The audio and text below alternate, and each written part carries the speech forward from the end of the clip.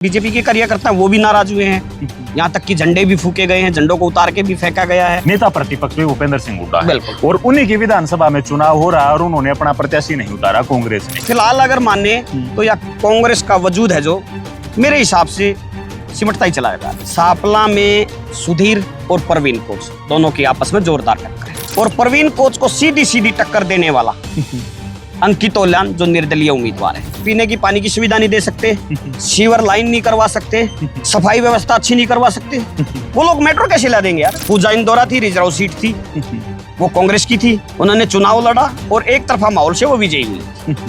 बाद में उन्होंने बीजेपी ज्वाइन की। अब सांपला का बुरा हाल देख लो, 5 साल हो गए सांपला के अंदर कोई काम नहीं हुआ। ब्राह्मण तबके के आप अनिल शर्मा और राकेश। अब वोट बैंक जो है ये मान लीजिए 1800-2000 के करीब ब्राह्मणों की वोट बैंक है। बीजेपी ने 3 अपने जो उम्मीदवार थे यहाँ पे, तीनों जो इलेक्शन लड़ रहे थे, मंजीत सेन, अनिल शर्मा, तीसरे हैं जो वो भी बीजेपी के हैं। इन तीनों को पार्टी से 6 साल के लिए निष्कासित कर। नगर पालिका चुनाव के अंदर मेट्रो की तो बात ही नहीं होनी चाहिए। मेट्रो तो मुद्दा ही नहीं है। मेट्रो मुद्दा ही नहीं है, मेट्रो केंद्र सरकार की बात है। नमस्कार, इस वक्त हम सांपला में खड़े हैं और सांपला में नगर पालिका का चुनाव हो रहा है। दिल्ली से जब हम हरियाणा में एंट्री करते हैं तो बहादुरगढ़ के बाद दूसरा शहर और रोहतक लोकसभा का क्षेत्र है सांपला। चुनावी सरगर्मी तेज है, नगर पालिका का चुनाव है, लेकिन सत्तासीन पार्टी बीजेपी ने यहाँ पूरी ताकत झोंक दी है। अपने प्रदेश अध्यक्ष से लेकर कैबिनेट मंत्री तक जो है सांपला की गलियों में दौड़ रहे हैं और लोगों से अनुमति ले रहे हैं, लोगों से रिक्वेस्ट कर रहे हैं कि आप बीजेपी को वोट देना।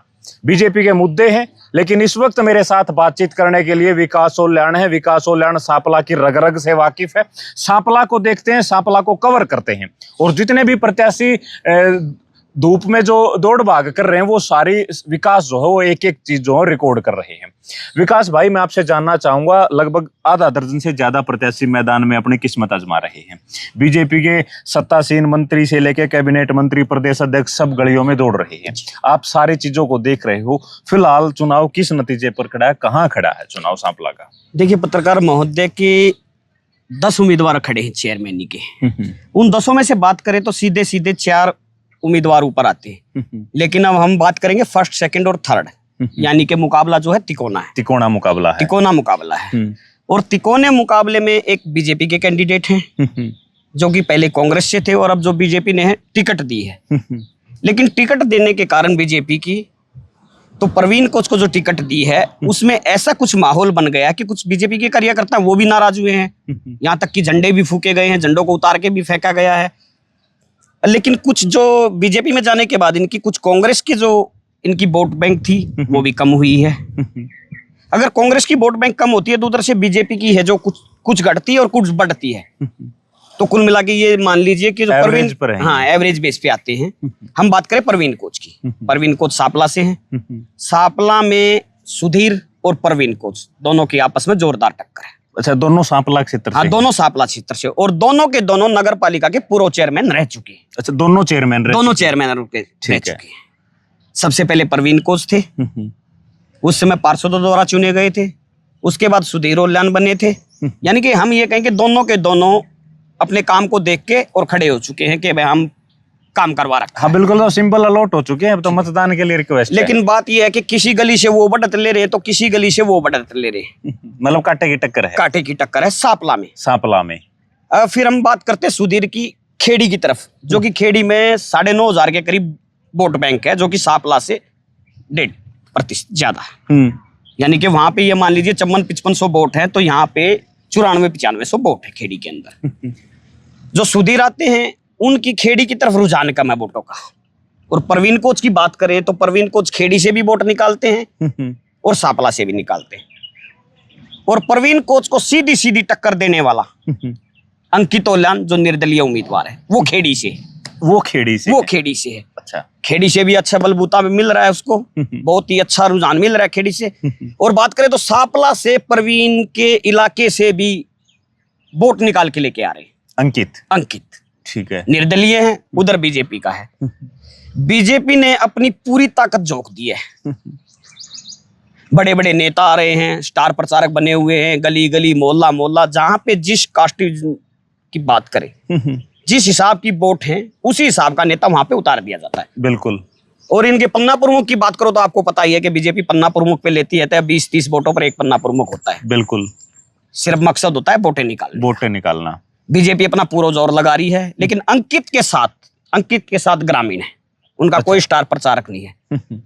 मतलब यह कहे तो अंकित की जो वोट है वो अंकित के चेहरे के ऊपर आनी है, उसके चेहरे पे है। और बीजेपी की जो वोट है वो नरेंद्र मोदी से लेके और प्रवीण कोच के चेहरे तक सब आगे, और नीचे जितने भी लोग हैं सब उनके चेहरे पे आने। बिल्कुल बिल्कुल, ये बात आपने सही कही है। तो अब सुधीर की जो वोट है, सुधीर के लिए कोई प्रचारक या सुधीर को कोई अंदरूनी समर्थन या कोई बाहर से किसी का समर्थन, कुछ ऐसा? देखिए, अंदरूनी समर्थन की बात करता हूं। जिस तरह प्रवीण कोच को बीजेपी की टिकट मिली तो बीजेपी के जो वर्कर थे, काफी वर्कर टूटकर सुधीर के पास पहुंच चुके हैं, वो सुधीर का सहयोग कर रहे हैं। यानी कि बीजेपी को अंतर्घात हमला हो चुका है।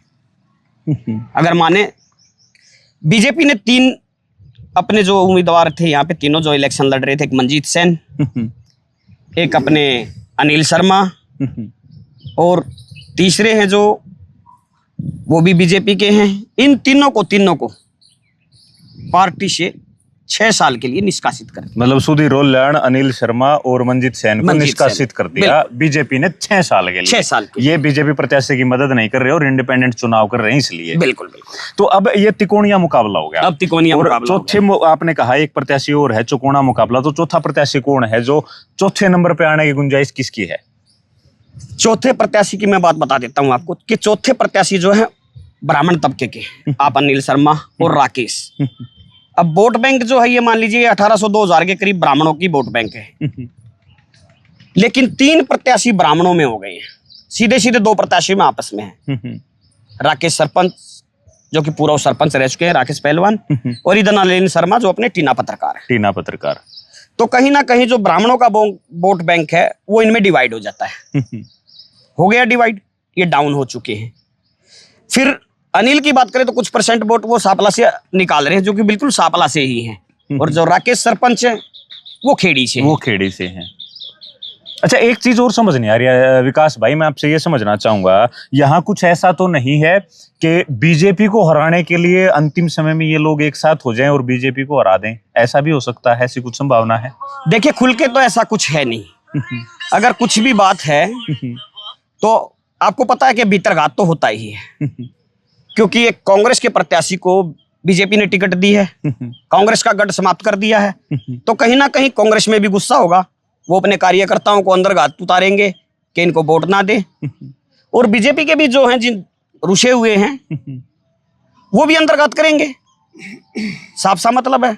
अच्छा, इसमें एक बात और समझना चाहूंगा। मान लीजिए भाई बीजेपी का प्रत्याशी यहाँ हार जाता है और कोई इंडिपेंडेंट प्रत्याशी जीत गया, मान लो सुधीर जीत गया, अंकित जीत गया, या टीना पत्रकार जीत गया, राकेश, कोई भी जीत गया, XYZ। तो जीतने के बाद ओवरऑल तो बीजेपी इनको भी ज्वाइन करनी है। बीजेपी जीतने के अलावा तो इनके पास कोई ऑप्शन नहीं है ज्वाइन करने के अलावा, क्योंकि काम नहीं होंगे अगर ज्वाइन नहीं करेंगे तो। देखिए, कोई भी जीते, हम ये नहीं करें। अंकित ओल्यान है, आजाद उम्मीदवार है।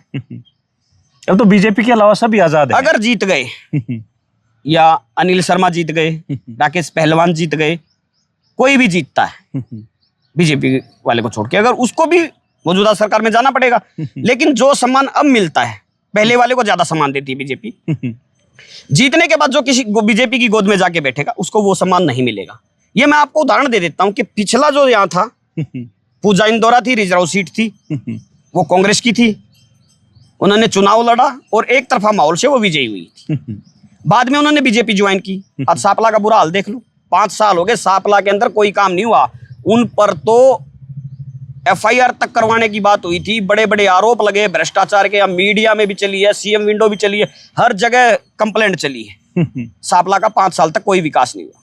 और उससे अगर पिछले 5 साल की बात करें तो सुधीर का कार्यकाल था वो जी, तो काम तो उसमें भी नहीं हुआ। अभी ये गलियों के हालात तो हम देख रहे हैं, हमने आप आके देखे और आपने एक एक चीज देखी है। मतलब 11 साल से जो ट्रिपल इंजन की सरकार है वो सांपला में फैल है। जी बिल्कुल फैल है। अच्छा, एक दावा कल जो है वो राकेश कोच का है, जो कोच साहब हैं जो चुनाव लड़ रहे हैं, इनका एक पैम्पलेट सोशल मीडिया पे मैंने देखा, अगर मैं चुनाव जीतूंगा तो सांपला तक मेट्रो आएगी। और इसी बात की तस्दीक तो है वो कैबिनेट मंत्री अरविंद शर्मा भी चले गए। अब 11 साल से बीजेपी सरकार में है तो मेट्रो का एक पिलर तक नहीं हिला।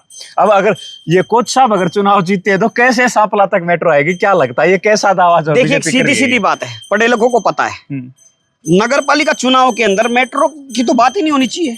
मेट्रो तो मुद्दा ही नहीं है। मेट्रो मुद्दा ही नहीं है। मेट्रो केंद्र सरकार की बात है या हरियाणा सरकार की बात है, वो नेशनल लेवल का है। इन्होंने अपना जो पीने का पानी देना है, नालियों की सफाई करवानी है, वो करवानी है। तो मेट्रो तो इनका मुद्दा ही नहीं है, मतलब भ्रामक तरीके से वोट लेने का प्रयास। बिल्कुल भ्रामक तरीके से वोट लेने की बात है। मेट्रो की बात एक नगर पालिका वाले के हाथ में, मेट्रो कहां से आ जाएगी लेके? पीने का पानी नहीं लेके आ रहे, वो मेट्रो कैसे ले आएंगे? जो यहाँ पे पीने की पानी की सुविधा नहीं दे सकते, सीवर लाइन नहीं करवा सकते, सफाई व्यवस्था अच्छी नहीं करवा सकते, वो लोग मेट्रो कैसे ला देंगे यार?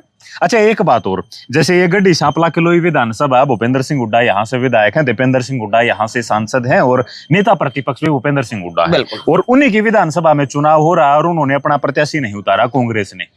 तो क्या कारण मानते हैं? कांग्रेस ये बैकफुट मानती है, या कांग्रेस इस चुनाव में चुप्पी साध रही है, या कांग्रेस के पास कोई ऐसा प्रत्याशी ही नहीं था कि हम किसी को मैदान में भेज दें और वो विजयी हो सकता है, या यहाँ जो भूपेंद्र हुड्डा वो खुद सांपला में घूमना नहीं चाहते थे इसलिए प्रत्याशी नहीं दिए? क्या लगता है आप? देखिए, मुझे तो ऐसा लगता है, मेरे निजी विचार है कि नगर निगम में कांग्रेस का सिंबल दिया गया, एक दारूहेड़ा नगर पालिका जहाँ पे कांग्रेस का सिंबल दिया गया है। बिल्कुल, मतलब यहाँ या इसका मतलब तो ये कि सांपला नगर पालिका के अंदर नहीं दिया गया, इसका मतलब तो यहाँ पे कांग्रेस का सिंबल लेने वाला कोई उम्मीदवार ही नहीं बचा है। मतलब ऐसा माहौल हो गया है। जानबूझ के नहीं दिया किसी बिल्कुल जानबूझ के नहीं दिया है। मतलब भूपेंद्र सिंह हुड्डा की जड़ें खोखली हैं अपने विधानसभा में भी। अभी ये देख लीजिए ना कि एक अच्छे कार्यकर्ता था प्रवीण कोच, उनके बड़े भाई हैं नरेंद्र कोच जो मास्टर जी हैं, कांग्रेस की तरफ से प्रवक्ता, अच्छा वजूद था, लेकिन बीजेपी ने टिकट ली और वजूद खत्म कर दिया। कांग्रेस का विवाद फिलहाल अगर माने तो या कांग्रेस का वजूद है जो मेरे हिसाब से सिमटता ही चला जा रहा है। मतलब उन्होंने जानबूझ के किसी को मनाने का प्रयास नहीं किया, जो हो रहा होने तो देख बिल्कुल बिल्कुल। अच्छा, एक बात और, एक फोटो, एक प्रत्याशी हैं टीना पत्रकार, उनका एक संत रामपाल के साथ फोटो आ रहा है, वो आशीर्वाद लेके आए हैं। बिल्कुल। उस फोटो का कुछ इफेक्ट है सांपला में, खेड़ी में, सांपला में कुछ इफेक्ट होगा उसका? देखिए, इस चीज का कोई इफेक्ट नहीं पड़ता, ठीक है। ये तो है नहीं कि संत रामपाल के पास वो गए हैं, उन्होंने हाथ जोड़े हैं, पोस्टर बनवा लिए हैं और संत रामपाल जी वहां से अनुयायियों को बोल देंगे भाई इनको वोट दे दीजिए। ये ग्रामीण स्तर का इलेक्शन है, यहाँ भाईचारे का इलेक्शन है। यहाँ चाहे आप किसी स्टार प्रचारक को ले आओ, ये गांव है, भाईचारा है, ये चेहरा देख के वोट देता है। बड़े जो संगठन है, नेशनल पार्टी है, बैंक बुक का सिस्टम वो वहां चलता है।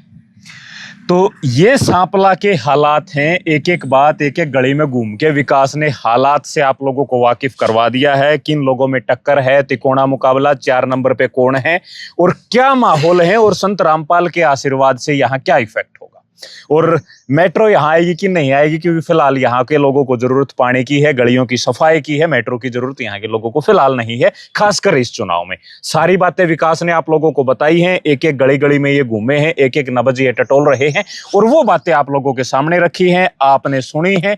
आप लोग इसके बारे में क्या सोचते हैं, और आप सांपला से हैं, आप इस वीडियो को देख रहे हैं, तो आप लोगों को क्या लगता है कि क्या हो सकता है? क्योंकि वोटिंग के दिन चंद दिन जो है दूर बचे हैं, सप्ताह भर बाद वोटिंग होनी है और उसके बाद 1-2 दिन बाद जो गिनती हो गया आप लोगों को चेयरमैन मिलेगा। तो सारी बातचीत आपने सुनी है, आप लोग क्या सोचते हैं वो हमें कमेंट बॉक्स में जरूर लिखें। शुक्रिया, और विकास भाई थैंक यू, आपने समय दिया इसके लिए, शुक्रिया।